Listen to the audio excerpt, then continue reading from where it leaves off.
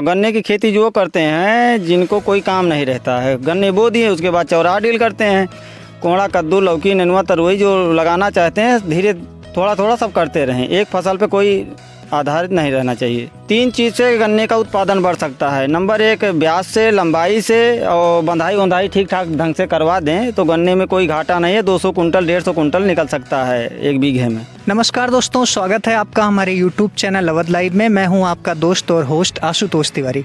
दोस्तों, गन्ना खेती के लिए जो सितंबर और अक्टूबर का महीना होता है वो बहुत ही महत्वपूर्ण होता है, क्योंकि यही वो महीना होता है कि अगर किसान भाई फसलों की सही से देखभाल करते हैं, सही उर्वरकों का प्रयोग करते हैं तो गन्ने का ज़बरदस्त उत्पादन होता है। क्योंकि गन्ने की जो फसल है खेत में वो अपने अंतिम महीनों में होती है। अक्टूबर के महीने में कौन कौन सी गलतियों से बचना चाहिए और कौन कौन से उर्वरकों का प्रयोग करना चाहिए, आज हमारे साथ एक अनुभवी गन्ना किसान हैं जो काफ़ी सालों से आधुनिक गन्ने की खेती करते हैं। अभी हम इनके खेतों में खड़े हैं और इनके गन्ने की जो ग्रोथ है इस समय 13 से लेके 14 फुट तक इनके गन्ने हो चुके हैं। और अगर मैं शुगर केन की बात करूं तो उनकी जो मोटाई और लंबाई है बहुत ही ज़बरदस्त है। गन्ने बहुत ज़्यादा चमकदार हैं। तो आज हम उनके अनुभव से सीखने की कोशिश करेंगे और किसान भाइयों को ये बताने की कोशिश करेंगे कि उन्होंने कौन कौन सी बातों का ध्यान रखा है। तो चलिए मैं आपको उनसे रूबरू करवाता हूँ। नमस्कार सर, आपका बहुत बहुत स्वागत है हमारे यूट्यूब चैनल में। जो किसान भाई आपको पहली बार देख रहे हैं अपना छोटा सा परिचय दे दीजिए। हमारा नाम लक्ष्मण पांडे है, गांव रजौरा, हरनटीनगंज ब्लॉक है, जिला अयोध्या।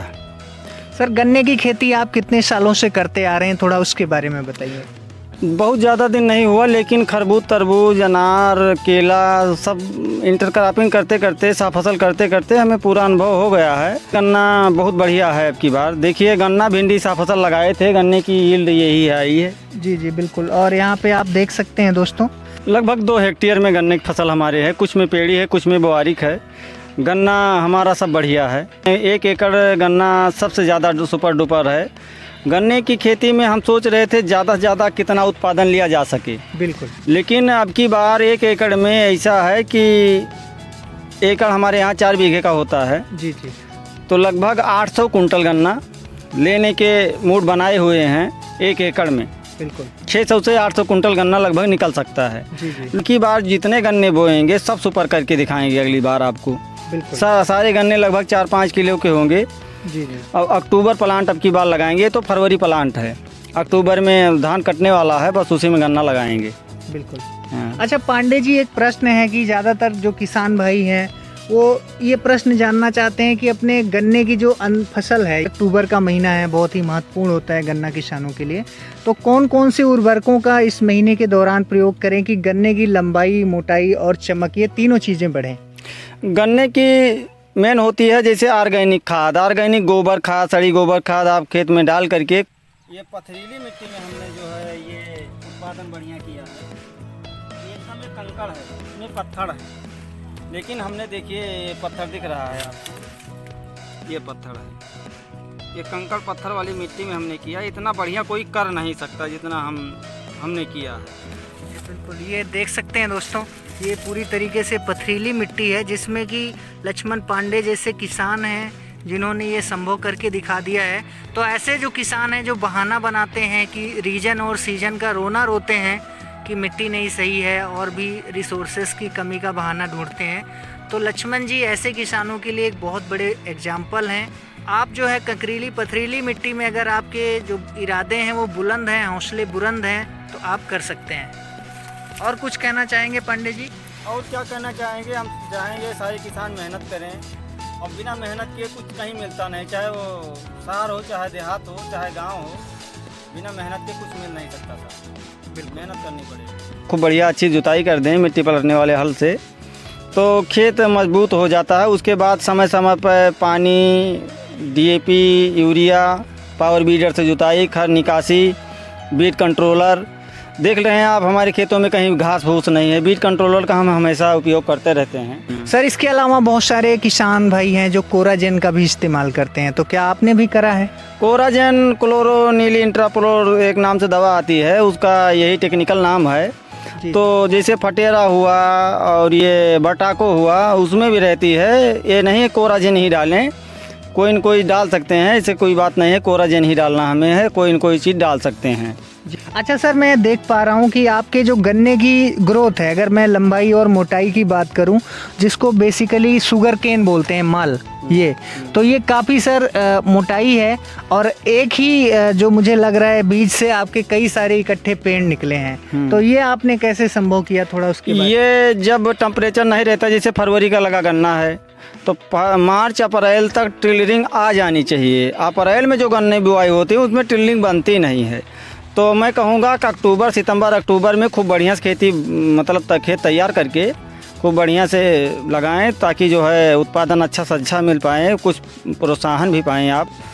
तो इस कारण मैं कहूँगा कि किसान भाइयों से कि गन्ने की खेती ठीक ठाक ढंग से करें। और गन्ने की खेती जो करते हैं जिनको कोई काम नहीं रहता है, गन्ने बो दिए उसके बाद चौरा डील करते हैं, लेकिन गन्ना ऐसी फसल नहीं है, गन्ने में लगा रहना चाहिए। और गन्ना उतना ज़्यादा मेहनत भी नहीं लेता, केला खरबूजा तरबूज जैसा, लेकिन कुछ तो मेहनत ध्यान देना पड़ता है।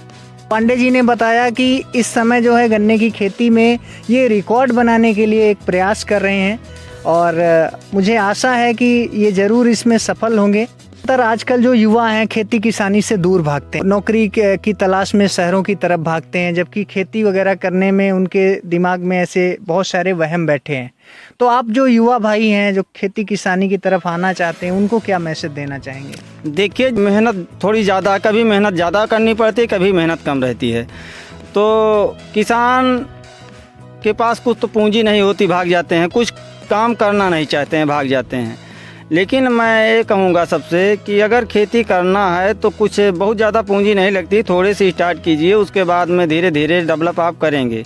एकदम उसी पर अगर आप निर्भर हो जाएंगे कि हमें इसी से निकालना है, इसी से करना है, तब सक्सेस हो जाएंगे। जैसे कोई इंटर क्रॉपिंग रहती है, जैसे गन्ना हुआ, खरबूज तरबूज हुआ, मिर्च हुआ, आलू हुआ, केला हुआ, गन्ना हुआ, तो धान गेहूं चना ज्वार बाजरा सारी फसलें करना चाहिए कि उसमें से रोज़ निकलता रहे, महीने भर में आपका खर्चा निकलता चलता रहे। एक ही फसल अगर आप लगा करके उसमें सोचें कि एक साल में आएगा, तब दिक्कत आपको खड़ी हो जाएगी। धान गेहूं ज्वार बाजरा चना मक्का जो होता है, साग सब्जी, कोहड़ा कद्दू लौकी नेनुआ तरोई जो लगाना चाहते हैं, धीरे थोड़ा थोड़ा सब करते रहें, एक फसल पे कोई आधारित नहीं रहना चाहिए। बिल्कुल, हाँ। तो पांडे जी ने बताया कि सिर्फ एक फसल पे आप आधारित ना रहें, आप एक लॉन्ग टर्म फसल और एक साथ में शॉर्ट टर्म फसल। हाँ, सही कह रहा हूं? हाँ, सही है। बिल्कुल। तो आप जो है सह फसलों के ऊपर, इंटर क्रॉपिंग के ऊपर भी फोकस करिए, जैसा पांडे जी ने करा है। तो सर, ये गन्ना जो है कब तक आपका पूरी तरीके से मिल पे जाने के लिए रेडी हो जाएगा? ये गन्ना फरवरी मार्च में जाएगा। इसमें हमने किया था गन्ना भिंडी सा फसल में। अच्छा। तो भिंडी तो काट लिया और गन्ना छोड़ दिया। भिंडी का जब रेट डाउन हुआ तो इसमें हम दवाई डाल करके भिंडी को ख़त्म कर दिया। लेकिन भिंडी से कुछ गन्ने का वो निकल आया खर्चा।